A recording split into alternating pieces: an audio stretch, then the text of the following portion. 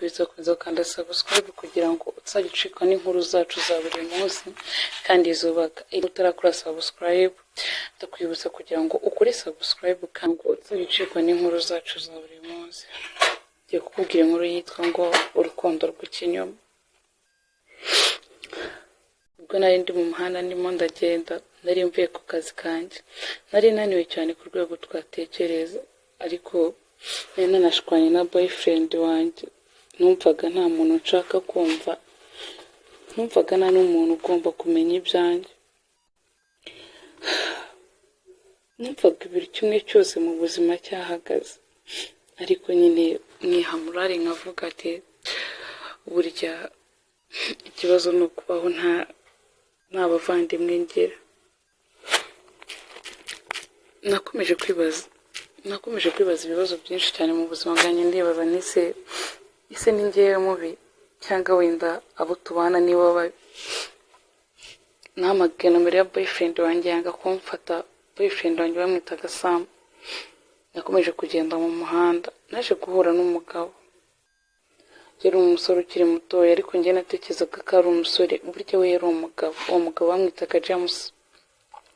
James yaranyegereye arambwira ati umva mukobwa, ko mbona usa nk'ufite agahinda, byagenze gute? Nanjye nti uwo mugabo wahora n'iki? Ndumva nta muntu n'umwe nshaka kumva.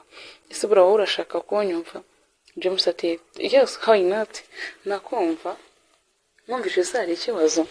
Nanjye nti okay, byiza guhura nawe, nitwa Sandra. Undi nawe ati nanjye nitwa James. Hanyuma wabaye iki? Namutekereje ukuntu ubuzima bwanjye bwagenze. James ati ese kuki unyizeye nonaha? Nanjye nti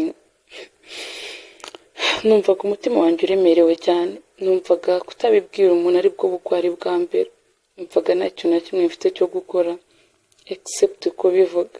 Ni ukuri mbabarira kuba mwinjije mu bibazo byanjye, nako nari bubigenze tu, kandi byose niba bitewe wowe uje kumbaza icyo nabaye. By the way, I'm good, gusa ntabwo meze neza 100% kubera ko nashwanye n'umukunzi wanjye. Yari umukunzi nakundaga, ndabona nashidikanya ko nawe yankundaga ndetse, ariko ntabwo ntekereza ko Sam yanyanga gutyo. Nowe ntabwo byakunda. James yasambaza ati none se mwapfuye iki? Nese mubwira ati umva bro, ni ukuri ntakubeshye, uriya ni umuhungu nakoreye buri kimwe cyose nari nshoboye. Buri kimwe cyose nari nkeneye gukora narakimukoreye. Yari umuhungu nkunda cyane, yari umuhungu ntekereza ko inzozi zanjye zose ari we zerekeyeho. Ariko suzi ikibabaje, undi nawe ati yego mbwira nta kibazo.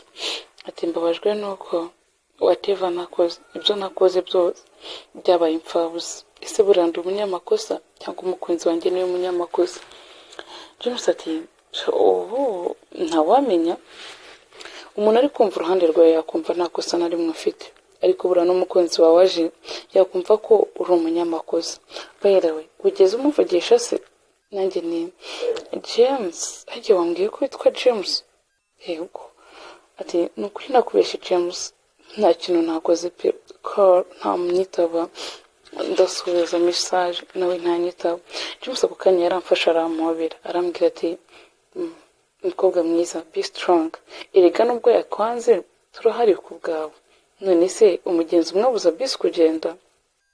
Yakomeje kumbwira ayo magambo, nanjye numva nibyo. Atangira kumbwira buryo ki umuntu umwe abuze mu buzima bwanjye nta kintu na kimwe naba mpombye. Atangira kumbwira ko buryo umuhungu niba atari kwitaba telefone yanjye byanze bikunze ashobora no kuba atankunda. Ati none se ubwo ubabajwe n'iki? Umuntu birashoboka ko yaba atanagukunda by the way. None se hari ikindi kibazo mwamufitanye? Nanjye ni nyine ntacyo, nuko nyine nagakosa gatoya twapfuye, ariko ndamenashidikanya ko ntabwo ryari ikosa ryari butume rwose atambabarira pe. James ati be strong pe, ndahari rero, anytime uzajya unyenera ujya umpamagara, sibyo? Nanjye ni urakoze cyane James, urakoze no kuri pe. Nanjye nari nkeneye umuntu umeze nkawe, umuntu uzanyumva, umuntu uzajya ukora buri kimwe cyose kubera njyewe. By the way, thank you. James ati yeah, there's no need of just saying thank you, just icy'ingenzi ni uko icyo wari ukeneye ukibonye sibyo. nanjye ni erega James, kubona umuntu nkawe biba bigoye, umuntu unyitaho, umuntu umenyera buri kimwe. Ati wenda duhore hano mu muhanda ariko biragoye pe. ako kanya natangiye gukundana na James, namusubije amagambo meza akajya ambwira ati Sandra be strong. James yahise atwara nomero yanjye ya telefone, akigera iwe yatangiye kumpamagara.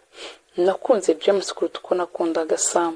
Bigize nubwo Sam yaje nyuma aje kunsaba imbabazi, ndamubwira ati no by the way, ubu ndi mu rukundo n'undi muntu, urabyumva utese wanaye rero uzi ko ntazongera kubona umuntu nkunda. Sam yari yansanze mu kazi, yarapfukanye arambwira ati baby I'm so sorry, nukuri waje ndi mu bihe bibi kandi ndagukunda kandi nawe urankunda, ese ntabwo reka tugakomezanya. nasubizanye Sam n'uburakari n'agahinda kenshi ati wow, babivuze ukuri koko ngo ikimbwa yanze umanika hireba. by the way, ese buriya ntabwo wamereza n'umwanya, ese reka mbyumve wenda hari urankunda. wow, urankunda ariko koko nibyo. Sam ati nukuri ndagukunda baby, I love you so much. nanjye nti Sam, you love me so much. wow, kunkunda ni kimwe ariko by the way nkeneye peace of mind, nkeneye kubaho njyenyine. icyo nanone wanaye uzi ko ntazabona umukunzi, wanaye uzi ko buri kimwe cyose kizagenda uko wabitekerezaga. atariko right now I'm in love. ako kanya James yahise amamagara. Sam akireba areba muri wallpaper harimo ifoto ya James. Sam ati who is this person? nanjye ni my new boyfriend. ubishaka iki? ushaka kumenya iki? Sam ati ariko Sandra, why?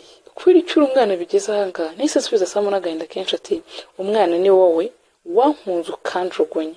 by the way, ngo ndi umwana, hanyuma wowe uri iki? urashaje bingana gute? Sam ubu aka kanya nyise umwana, aka kanya mbaye ikirwari, aka kanya mbaye umuntu utagira ubwenge. by the way, I was expecting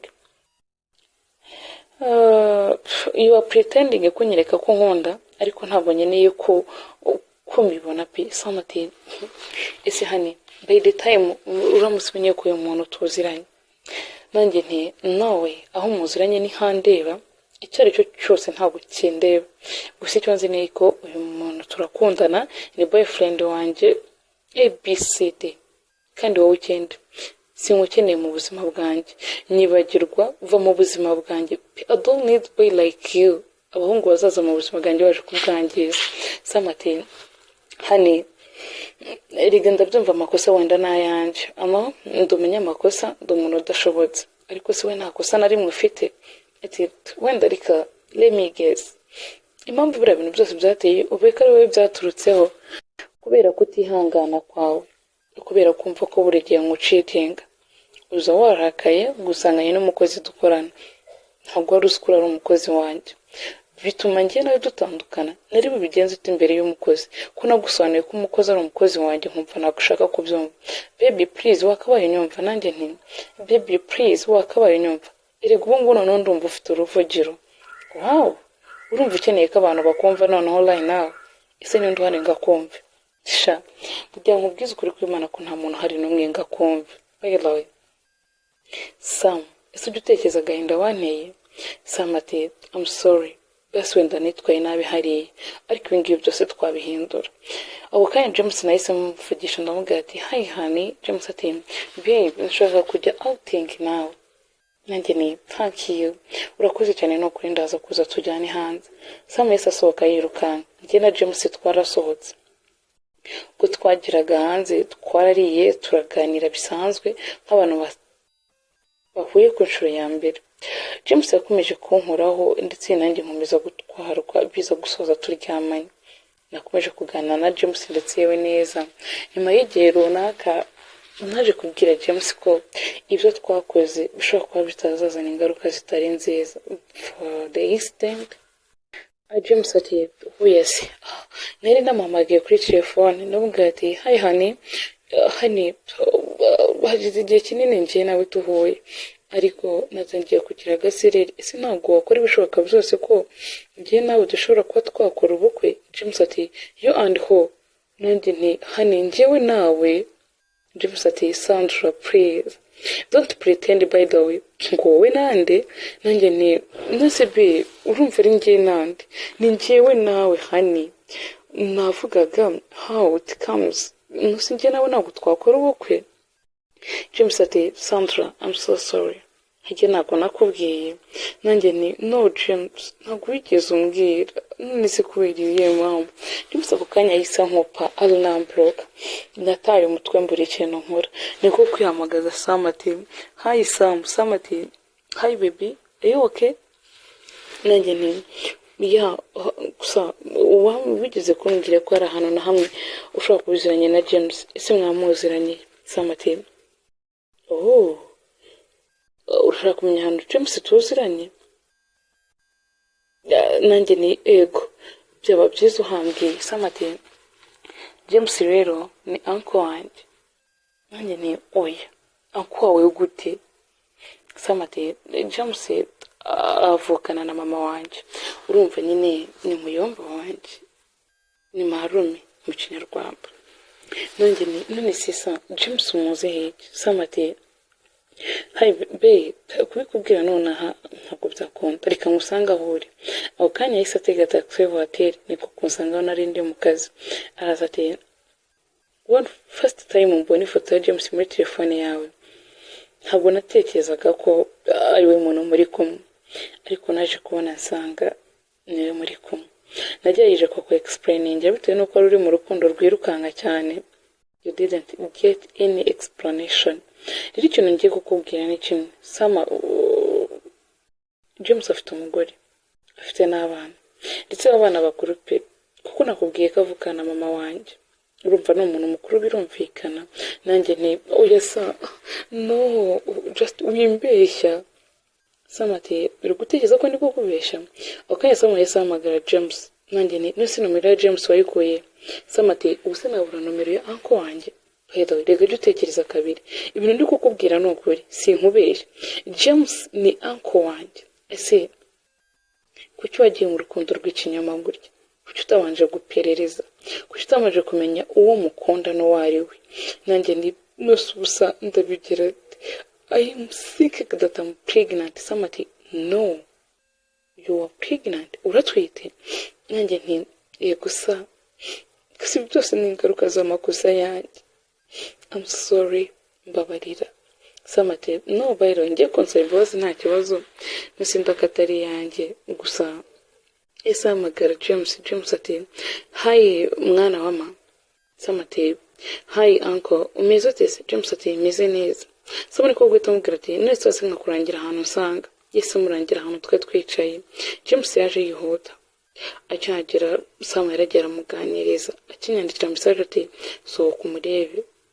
Narasohotse James niko kumbwira ati iyi bitch se muziranye he. Sam ati uyu yari hoza ari girlfriend wanjye but right now ni ex wanjye.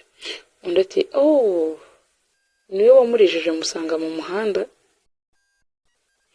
Sam ati I don't know niba yararize gusa yari girlfriend wanjye kera so rero nguhamagaye ntabwo nshaka ko uwahoze ari umukunzi wanjye nakundaga kandi wibuke neza ko nanjye nahoraga nkubwira ko mfite umuntu ukunda nk'uko ukunda mama w'abana bawe ntabwo nshaka kazababara. By the way ibintu byuraza kubyitwaramo gute. James ati habaye iki wifite muzi nanjye ni James ni Sando. James ati ya niba ari Sando kugira mbikoreye ati mbwira niba ari Sando uri kugira mbikoreye. By the way gira vandi kwibutsa mfite akazi. Sam ati ese James uyu mukobwa yaragutwite wakabaye umenya buri kimwe cyose cyiwe ukamenya uko umwitwaraho. By the way more than reacting like that.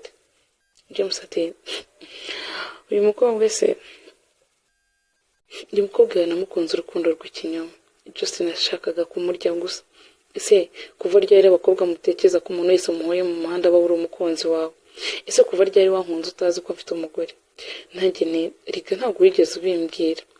James ati Sam ni yari inshuti yawe si twari tuziranye erega before yuko ukunda umuntu uzajya ubanza umenye uwo muntu ninde and before yuko uryamana n'umuntu ubanza umenye uwo muntu ni muntu ki. Ese uwo muntu afite umugore cyangwa afite umugabo ubundi nyuma uze kuzana ibindi miteto. Nararize mbura icyo nkora. Sam niko kumbwira ijambo ati hane ndabyumva urababaye wenda reka mvuge ko uwo mwana azagufasha kumurera kuko ni umuvandimwe wanjye. Ariko se wa mugani wa James, before yuko uryamana n'umuntu uba wabanje kumenya uwo muntu uwo ari we, cyangwa muryamana gutyo biri aho ngaho bisanzwe? Ndasoza mbwira buri muntu wese udukurikiye uko bwije n'uko bukeye, nkubwirira ijambo ngo ntabwo mbabujije kuryamana n'abakunzi banyu cyangwa n'abo mwahuye mukagirana amarangamutima, ariko uzabanza umenye uwo muntu uwo ari we, kuko hari umuntu muryamana akakwangiriza ubuzima kuruta uko abwubaka. Burya biragoye. Umuntu nakubwira ngo inzu wubatse igihe kinini uyisenye mu munsi umwe, kuyisenya umunsi umwe byakoroha, ariko uzamenye ko inzu batayubaka umunsi umwe. Nguko nuko ubuzima bw'umuntu bumeze. Ubuzima wubatse igihe kinini ushobora kubwangiza mu munota umwe, ariko warabwubatse igihe kinini cyane. Rero before yuko uryamana n'umuntu cyangwa mugire izindi communication, uzabanze wiga uwo muntu, wige niba imico ye n'iyawe bizahura, ubundi ukomeze nyuma. Murakoze cyane, mwari kumwe na Odette Uwingabire, turacyari ku Ipfundo Channel. Mukomeze kugira ibihe byiza, ndabakunda cyane.